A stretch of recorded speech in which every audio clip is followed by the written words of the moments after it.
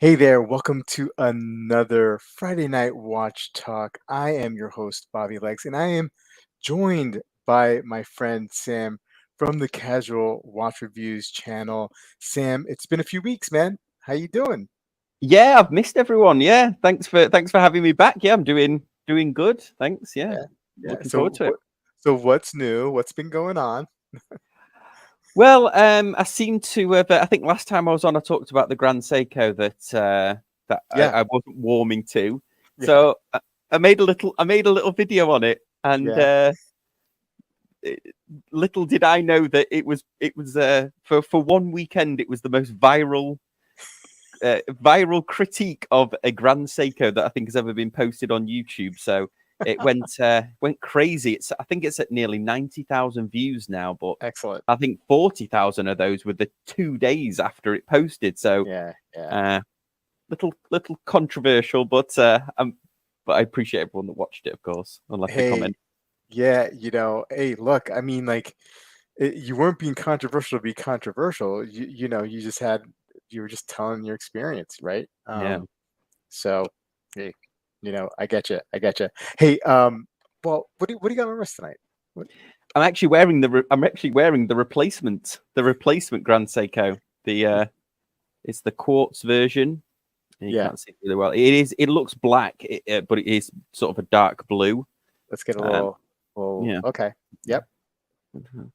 I've got my lights kind of in the wrong position, but yeah, it's the quartz version. Yeah. GMT on the Uncle Seiko 19mm, because of course it has to be 19 for some reason. Right. Of course. Hey, I got the Black Bay 58 on a brown leather strap this evening. Yeah, not bad. Hey, let's say hello to the chat first, and then maybe we'll talk about some releases that's come out. Hey, sympathy for the best crossing experience. Bobby talks about watches tonight. We mostly talk about watches. Sympathy, sometimes I get a little sidetracked. Hey, James is here. How are you? Marceau, what is up? When is Tank XL? Steve is here. Hey, Chaz, what's going on? J Thor. Yeah, I'm sorry, I'm a few minutes late. Kids, getting the kids to bed, rustling to bed. They both have well, my daughter has a soccer match tomorrow, so or football, right? So we gotta wake up early for that one. Joey B is here wearing his Zulu this evening. James is wearing his Longines Big Eye. A couple of Longines back to back here. Bruno, what is up? Oh, Amin giving me the clock sign. I know. Sorry, I was a little late. Sorry, guys. Steve is wearing the Sea of Clowns in celebration of Sam's visit to us in the channel today. Greetings, Weiben. What's going on? How you doing? J Thor is wearing his Ming 17.09 tonight. Mr. Wilson's here. Sam, I am. Yeah, Sam is here. A lot of love for Sam. 8 Caliber, what's going on? Good to see you. Ken Spear checking in from Pittsburgh. And then we have Underachieving Watch Collector. Good to see you. Bruno is wearing the Explorer. All right. Hey, let's get chatting here. There was a couple releases that have come out in the last couple of days that I'd like to talk about it and get your take. Let me pull up our trusty monochrome site. They always have the new releases. You did a stream the other day. I think it was the other day. On this piece here, the Tudor FXD. What did you guys think? You have a good cast there, panel on your crew. What did they think? Well, I wasn't really going to do one. I wasn't going to do an impromptu one, but I went on Tea and Tickers, and we were watching the countdown, and we sort of, his stream was our first impressions on it. So the first, what we first thought. And then when I'd had time to digest it, that Watches of Espionage awesome Instagram account did a write-up on the fact that they actually are being used by, these ones are being used by the military SEAL Team 6. Kind of changed my view on it a little bit. But, I mean, regardless of what I think of the watch, I don't know what you thought, but the build-up was way over the top for what it was. They were building it up over days. There was that countdown clock. They had the mystery sort of video playing. Mm-hmm. And I think, it was funny because when we refreshed the page after the clock went, we thought that we just accidentally clicked on the FXD by accident. Yeah. You know, Tudor doesn't really do itself any favors there, right? So I actually like this watch. I actually like it. I like the FXD. I like the lug system here. I like the matte black dial. I like everything about this watch. It's a good watch. It's a good release. But Tudor, they oh man, they're more, they build things up to an 11, right? And then when you have a watch that's a really good watch, but it's not like, it just seems like everybody wants this Tudor Submariner, right? Or something of that caliber to be released. They've been dying for it. They've been waiting for years for it. And so when you don't get it, anything is a disappointment. Meanwhile, these are some great watches that they put out. You know what I mean? Yeah. So they really, and I'm glad you brought it up, because this is what I was thinking. I mean, like, they really don't do themselves any favors by doing this. You know, it kind of feels like it's the boy who cries wolf. So whenever they come out with this Tudor Submariner, I mean, it'll be a huge hit. But then it's going to be like, you know, the build up. It's going to be it's just, I don't know. They're making every release seem way more than it is.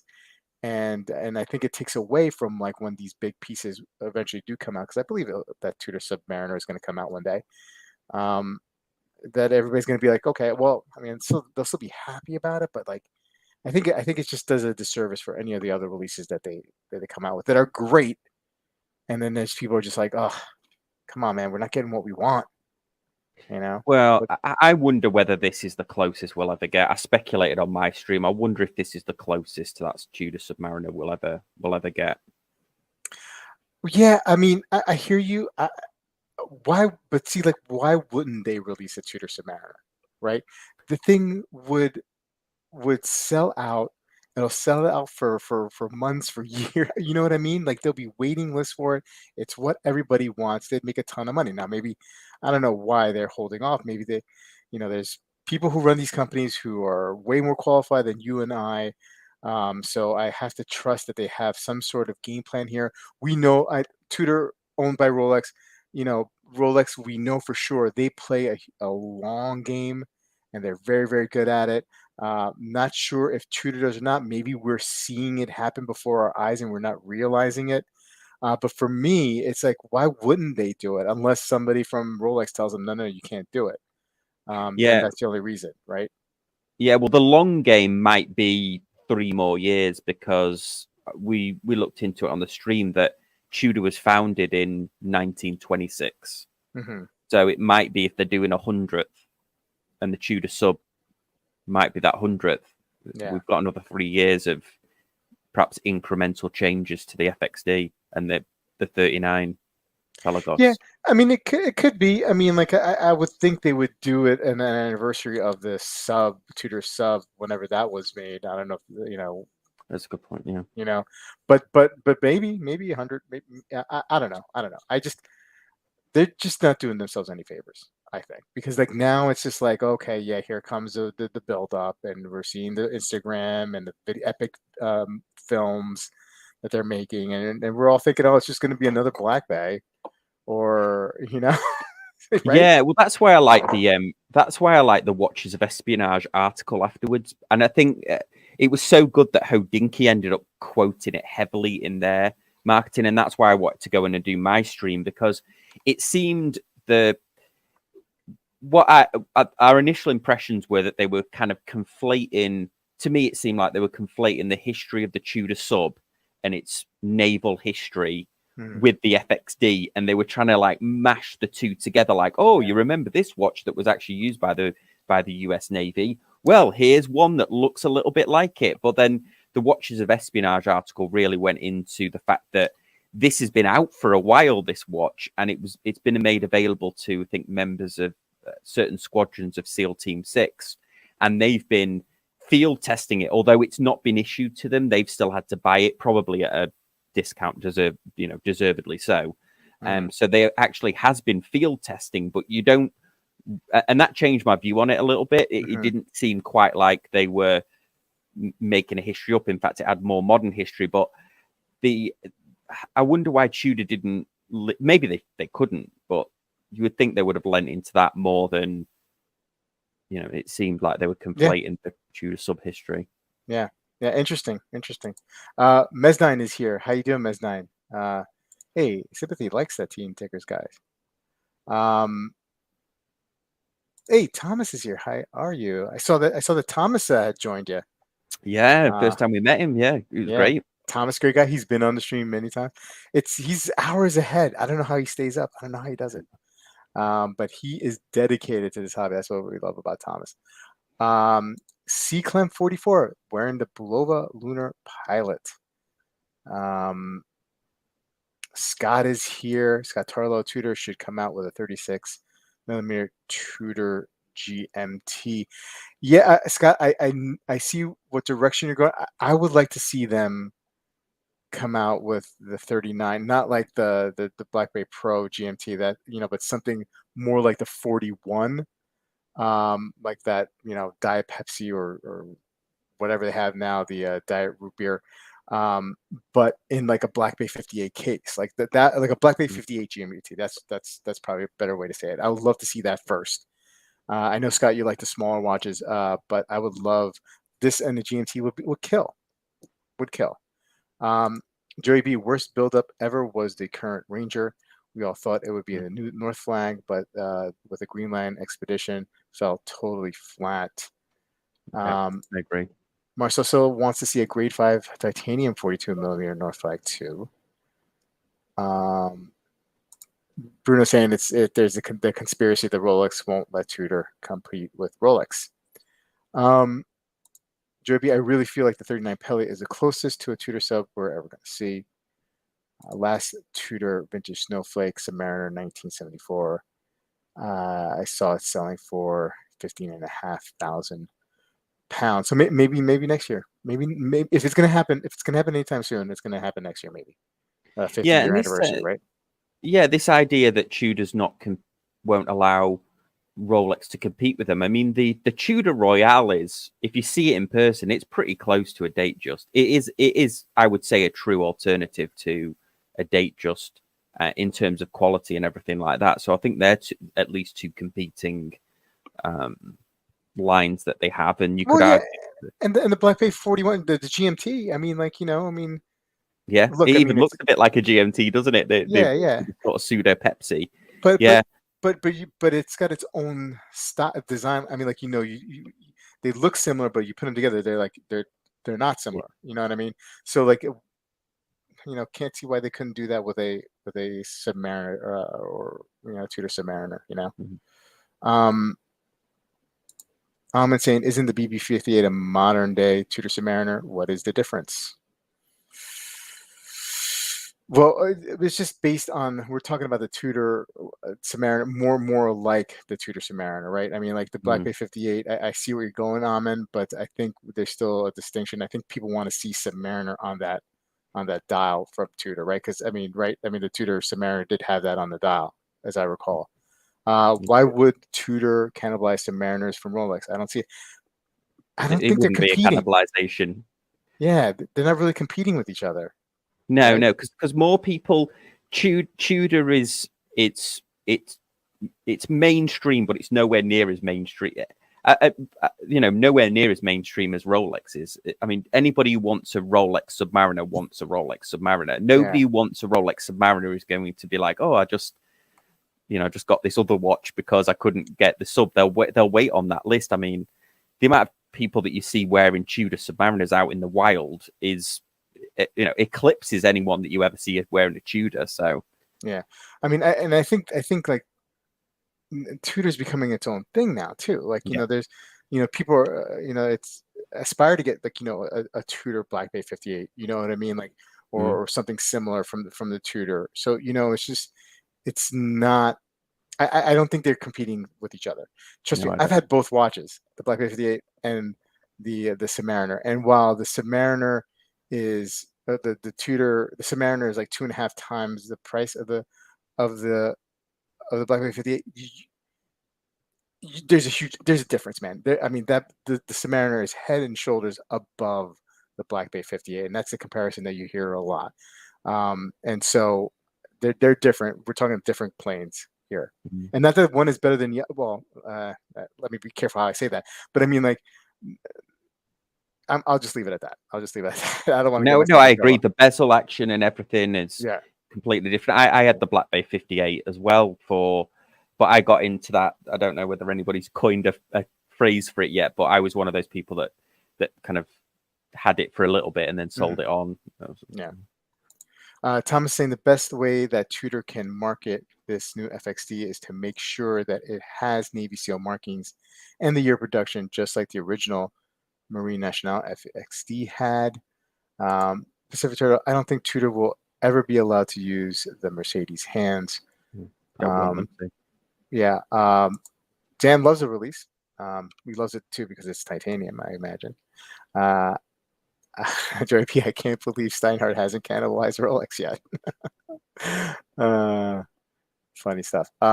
For years, Cynthia has been saying that have been complaining about Tudor being a poor man's Rolex. They have been trying to step out of Rolex shadow.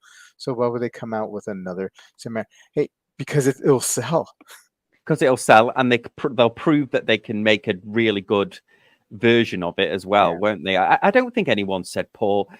People say this, but I've never heard anybody say that for a long time. Like, I don't think current Tudor owners think it's a poor man's Rolex. I mean, maybe back in the day it was when they did look very similar. I mean, back in the day the Tudor Submariner looked like the Rolex Submariner, the Oyster Prince or whatever it was called, the Tudor, that looked just like the Datejust. So I think maybe back in the day it was seen that way, but I don't think perhaps it's still seen that way. I mean, nobody thinks you settle for a Tudor, do you? You go specifically because you like the designs. Yeah. Justin saying this is pretty nice. Hey, Amin, no, he agrees with him. But the original Tudor sub was a cheaper version of this Rolex sub. These modern Tudors are their own thing, which is much better. Yeah, exactly. Chaz, I don't think Tudor wants to make Rolex homages. Okay, fair enough. Okay, so we both like it. It sounds like, right?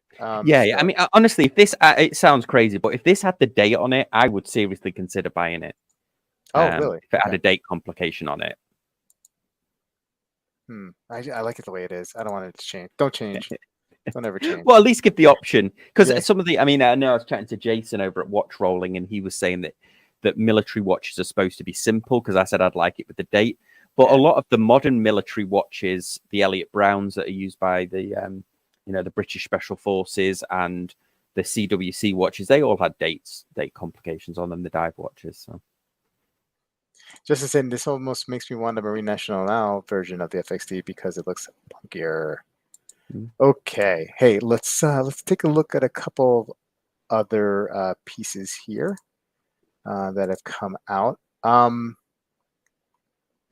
a sucker for the Monaco. I really like this. I like it. I think it's cool. I actually, it's never been a watch that I've liked enough to buy it. I remember back in the day they were overusing Steve McQueen a lot in the marketing. I think for the last 30 years, they used until the new CEO, who probably doesn't even know who Steve McQueen is, came in. But and that always soured me a little bit on the Monaco because it was, Steve McQueen's so famous for wearing a Rolex and a hand heart watch, and it seemed like their entire marketing campaign for the Monaco was on the Le Mans film, which hardly anybody remembers or hardly anybody's seen. But I do like this version of it, that pop of yellow. Yeah, you get that yellow chrono hand, titanium, silver sun ray finish on the dial.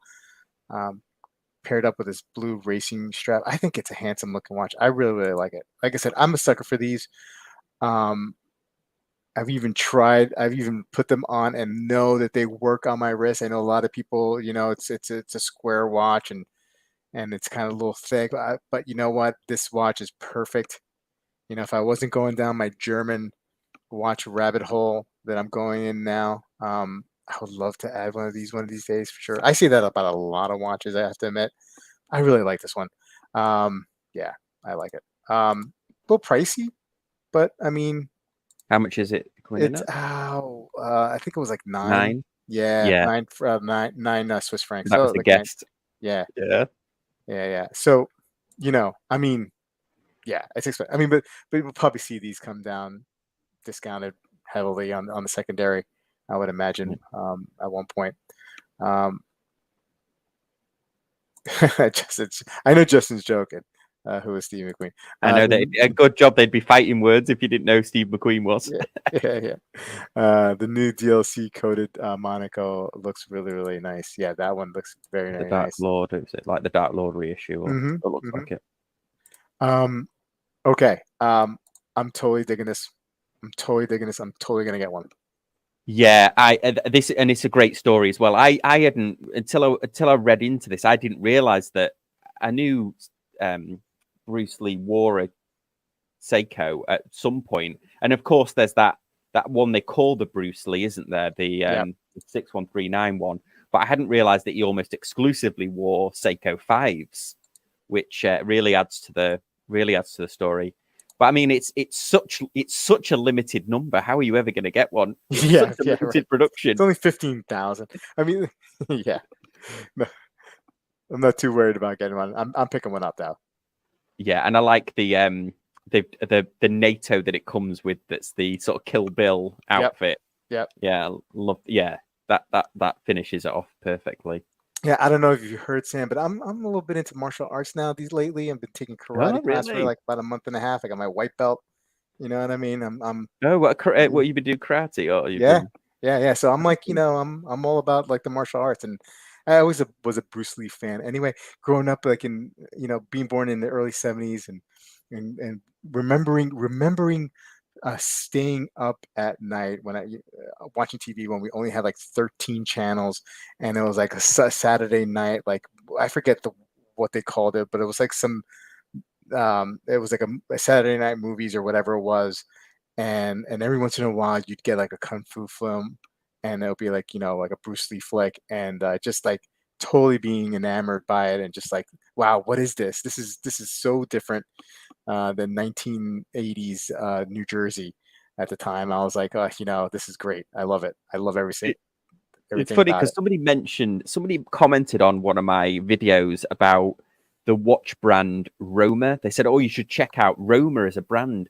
And the only time that I'd ever heard of the brand Roma was, have you ever seen the Ip Man films?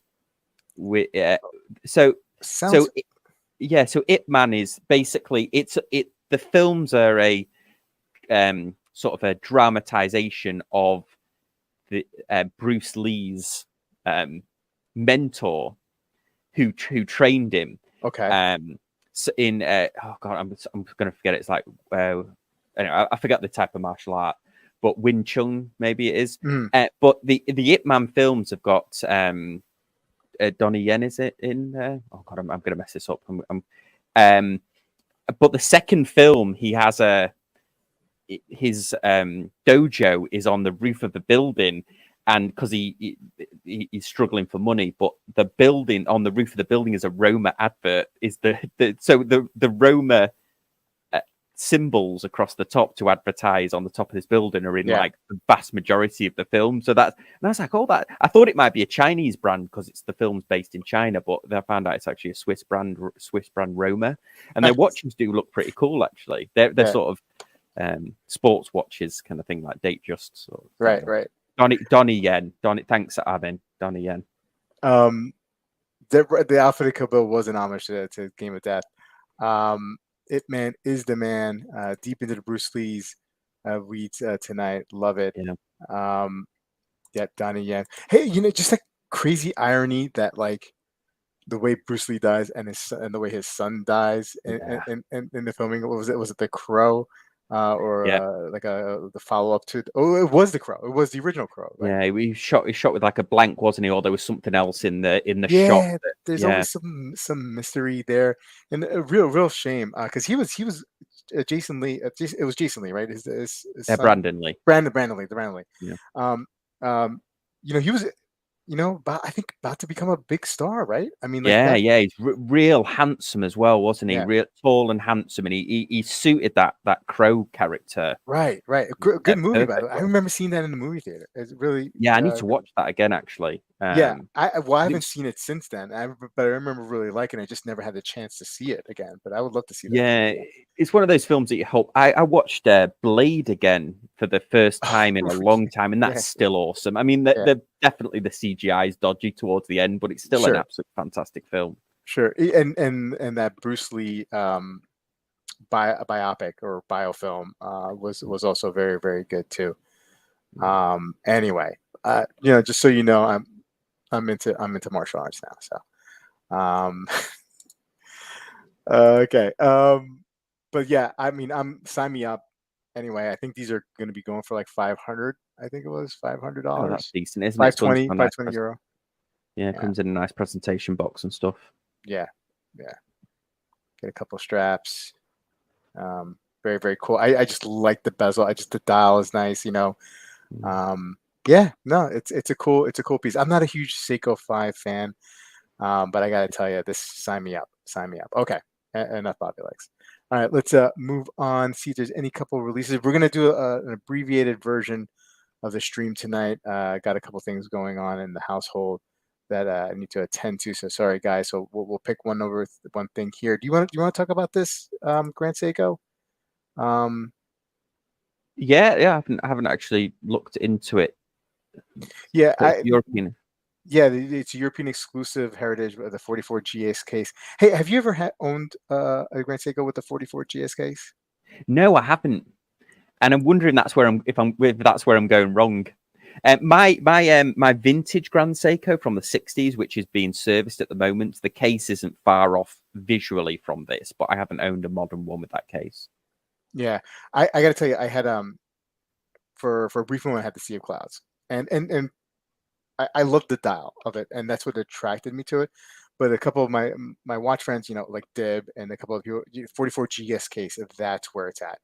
And it was, man. It was a beautiful case, beautiful watch. The only reason why I got rid of it is just it was all polished, and I was just like afraid. I Yeah, was afraid to wear it. You know what I mean? Like I just didn't want to scuff it up. I know that. Yeah, I know that feeling. That's what killed my Speedmaster that I'd owned for 10 years. When I got it when it came back from Omega, looking pristine, it killed it for me. I couldn't wear it. I had Oh to sell it yeah, in the end. yeah. I think I remember you saying that. Yeah. Um, looks top heavy. that's, Oh, I get it. that's Okay. a little dig at me. Deservedly so. Oh, Justin, you totally got me there, and then I got it. Okay, I'm sorry. I didn't mean to put that on there. Well, yeah, Oh no. yeah. But It's funny because I made that video saying, "Wow, I really made a mistake buying I really made a mistake buying this Grand Seiko without trying it on." And I guess 80% of the comments are like, "Oh, you really made a mistake there." I'm like, "Yeah, that's what the whole video's about." Like, but I mean, I think that's what's got the views on it. People telling me that I'd made a mistake. So thank yeah, you everyone yeah. for. Oh man, 9S movement here, 6,300 euro, probably around close to 7, probably US. Good looking piece. Yeah, It's small, 36 and a half. But green Mount Iwate inspired. Of course, it's inspired by something in nature in Japan. yeah. Um, The dial looks a bit like that Chopard, doesn't it? The a little bit radial. yeah, it kind of reminds me more a little subdued version of the Glassut original, 1960s, like the Eye of Soren, Oh that right. that dial, but this much more subdued, obviously. But that texture, that's what it kind of looks like to me. Mm. Um, okay. Um, yeah, it's not. Let's take a look at one more. See if there's any more here, Sam. Um, I think these big pilots. I mean, I don't know. Yeah. Hmm, yeah, Anyway, let's tell me what's next for you in regards Yeah. to So I've watch got purchase and what we could talk about the YouTube watch wise. Like I want to hear like where do you go now after you picked up that GMT? Like what do you yeah. think? Yeah, great. So I need to have a little. I think I need to have a little break because I definitely bought the GMT, didn't like it, and then I like quickly had this almost compulsion that I needed to get another Grand Seiko in the collection. Thankfully, it paid off. So I got this Grand Seiko. I think I need to have a little break from buying watches for a bit just to kind of reassess. Because I have sold a lot off, but then I did take $1,000 loss on the Grand Seiko. So I was Yeah. thinking, God, 4 of those watches that I sold off to save for the Grand Seiko probably were, it cost me basically 4 watches worth. But yeah, the next for me is that Citizen are still lending me watches, so I'm gonna Oh, by yeah. tomorrow. This will be that.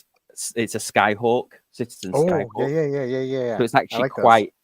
Yeah, this one though is. I'll get it out very quickly, but this Yeah, one for sure. is huge. This one's much bigger than I think what the Skyhawks typically are. I don't know if you Oh, can see okay. Yeah, that. yeah. Let me See get you that a on the back of my solo hand there. there. Yeah, so it's a 46. Oh, yeah. I like it. I like it. Yeah, It looks huge. I can see on your hand. It definitely looks huge. yeah. It's and then so this review, this one has to go back to Citizen. So it's going back to Citizen tomorrow, but the review will be up on that one. And then I got sent an interesting. I've been trying to stop doing the micro brands, but Yeah, I occasionally remember. a micro brand will message me, and I got this one from a Thai-based company called Wise.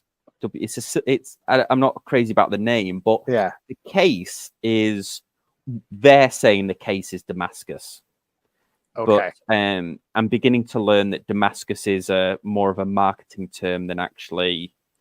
Ah, Yeah, so I'm not sure. It definitely looks like it's got the the swirl pattern pattern. kind of pattern. Yeah, yeah, sure. Yeah, but I don't know. But this is, I mean, it came in a wooden box and everything. It's actually really good. Mm. Just arrived now. So yeah, I need to do a bit more research on Damascus. Apparently, you can't make Damascus anymore because there's this special steel, this woot steel or something that was used. Hmm. So I'm going to do a little I bit mean, I more. see knife makers come out with it all the time. Yeah, So there's like a modern version of doing it, but the original back in the day that they used to make the katanas out of, apparently you can't make that, the okay, true Damascus. gotcha. Hey, Yeah. shout out to Thomas for 11 months as a Oh member yeah. of the Bobby Legs YouTube channel. Thank you, Thomas, for your support for almost a year. Thank you so much, my friend. Wow. Dib saying, get the SBGJ 211 brush titanium 44GS, not too top heavy, and has a high beat GMT. Okay, that's one to consider. We've been saying the 44GS was really chunky and it's a scratch bang. Yeah, not my experience with the first part of that statement, Wayban. I didn't feel like it wore chunky. I thought it felt really great. It was just you got, as you said, the scratch maggot part. And I must have been killing you with my pronunciation. I know. Too thick is a top heavy. Yeah. Yeah, man. From Damascus, Thailand, right outside of Bangkok. Damascus, yeah.